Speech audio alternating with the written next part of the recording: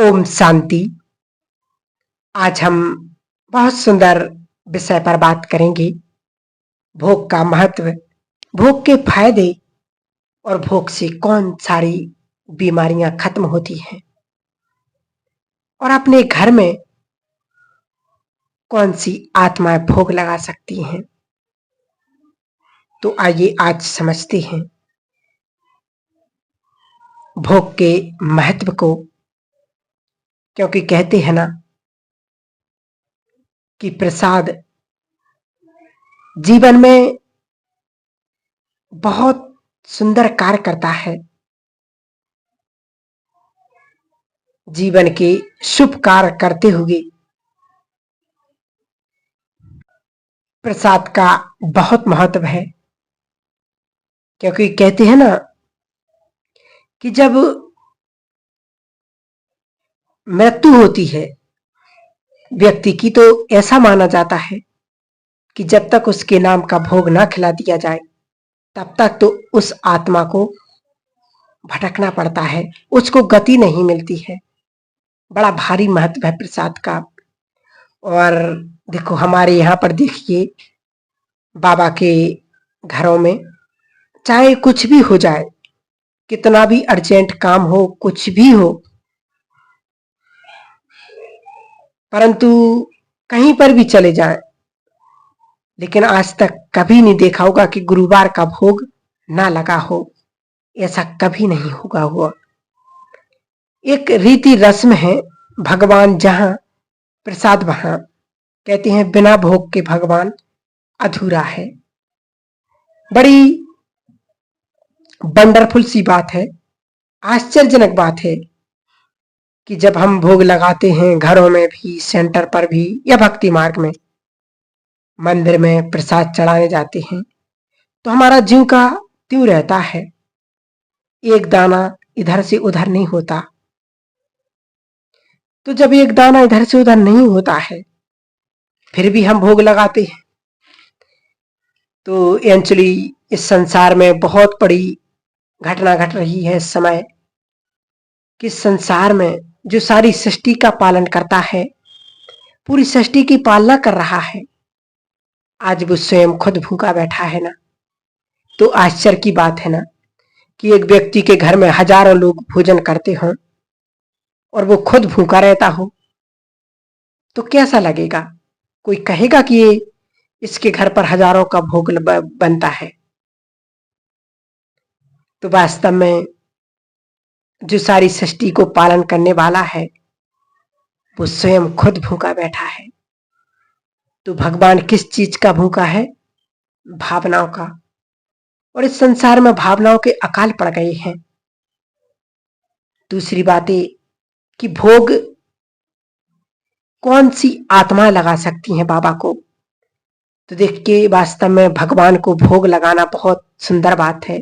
हर एक आत्मा भोग लगा सकती है। बस फर्क इतना है कि जिसके घर में लहसुन प्याज बनता है वो बाबा को खाने का भोग ना लगा करके हम फलों का भोग लगा सकते हैं। कोई भी 2 फल ले लीजिए और उसका हम बड़े प्यार से भोग लगाएं, क्योंकि भगवान भावनाओं का भूखा है। उसको भावना चाहिए, उसको 56 प्रकार के भोग नहीं चाहिए। इसलिए भगवान भी भाड़ा किसका देता है? तो भगवान भाड़ा भावनाओं का देता है। और भावना कहां पनपती है? हमारे दिल के अंदर। भोग और कुछ नहीं, एक्चुअली मेरी भावनाओं का प्रतिरूप है, जो मैं स्थूल रूप में बाबा को भोग ऑफर करती हूं। अगर भोग में भावना नहीं, प्रसाद में भावना नहीं, तो वो भगवान के किसी भी काम का नहीं।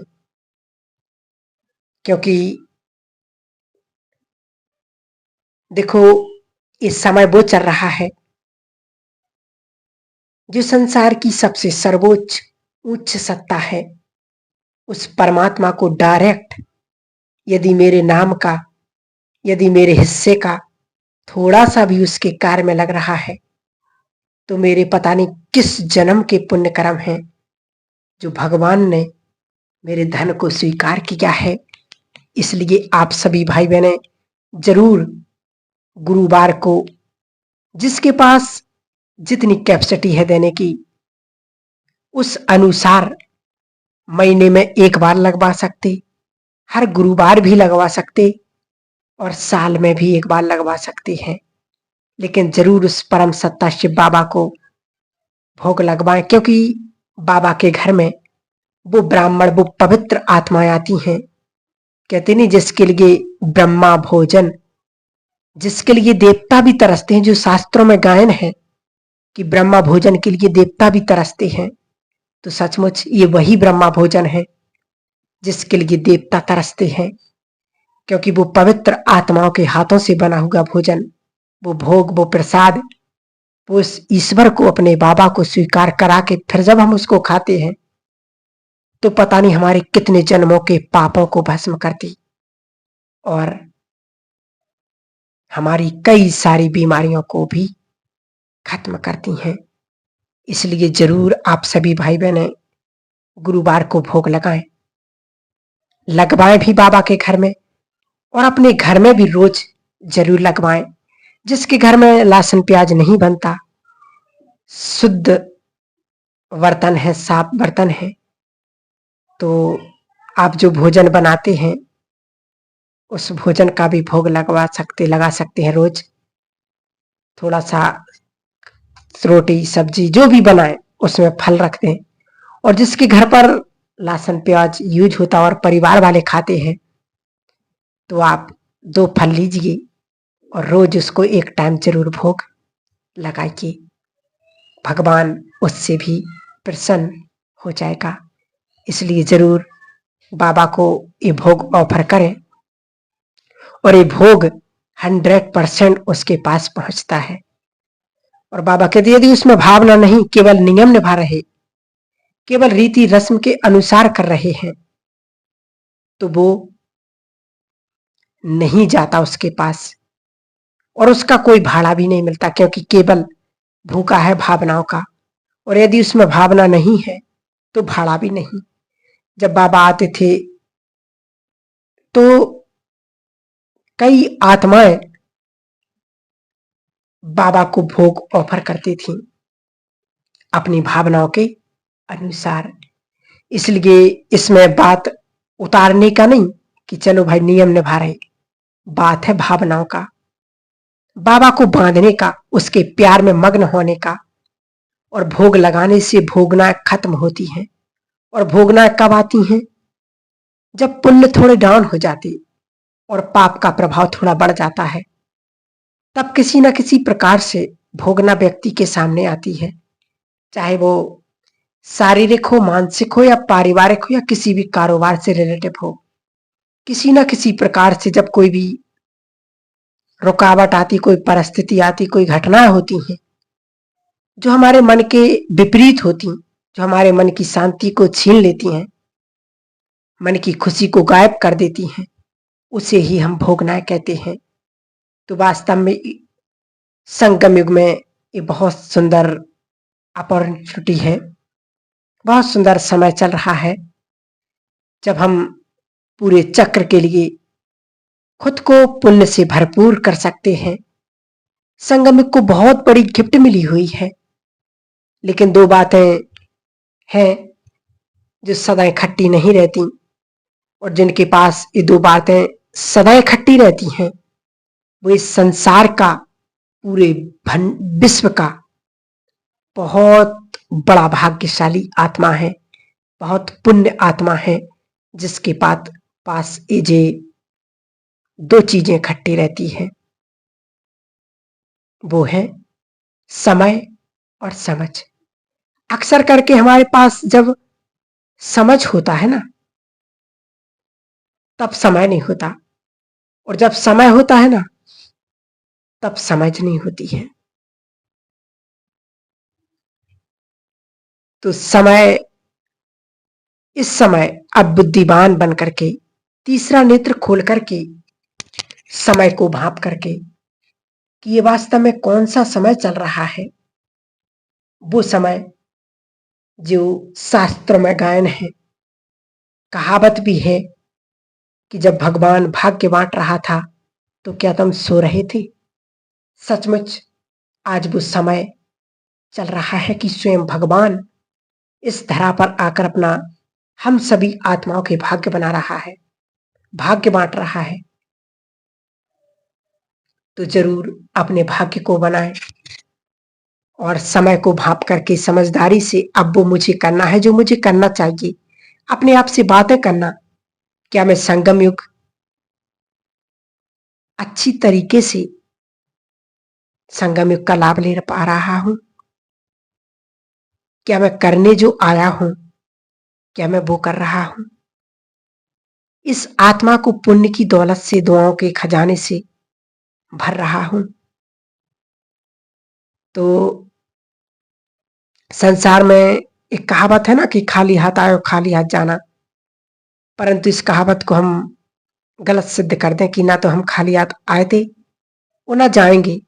हम पुण्य की दौलत से भरपूर होकर के जाएंगे, ताकि देखने वाले कहें कि कोई प्रभु का लाल जा रहा है, भगवान नतमस्तक हो जाए, सल्यूट करे कि आज मेरा लाल आ रहा है। तो वास्तव में गुरुवार को भोग लगता तो कौन से दिन? बृहस्पतिवार। इसका बहुत सुंदर रहस्य बाबा ने बताया। गुरुवार को जो ज्योतिष शास्त्र, भक्ति मार्ग में भी बताते कि जो ज्योतिष शास्त्र के अनुसार गुरु ग्रह का बहुत बड़ा महत्व होता है कि जिस व्यक्ति के पर गुरु ग्रह अर्थात उच्च क्वालिटी का होता है, बृहस्पति की दशा सही होती तो उसकी कुंडली में गज केसरी योग बनता है। गज माना हाथी, केसरी माना शेर। हाथी धन का प्रतीक, शेर होता है ताकत। जिनके पास शेरों जैसी शक्ति हो, कहते नहीं राजाओं के पास शेरों जैसी ताकत होती थी, शक्ति होती थी। तो जिनकी बृहस्पति की दशा अनुकूल होती है, इसलिए गुरुवार का भोग लगता है और गुरुवार का भोग कभी भी मिस नहीं करना चाहिए।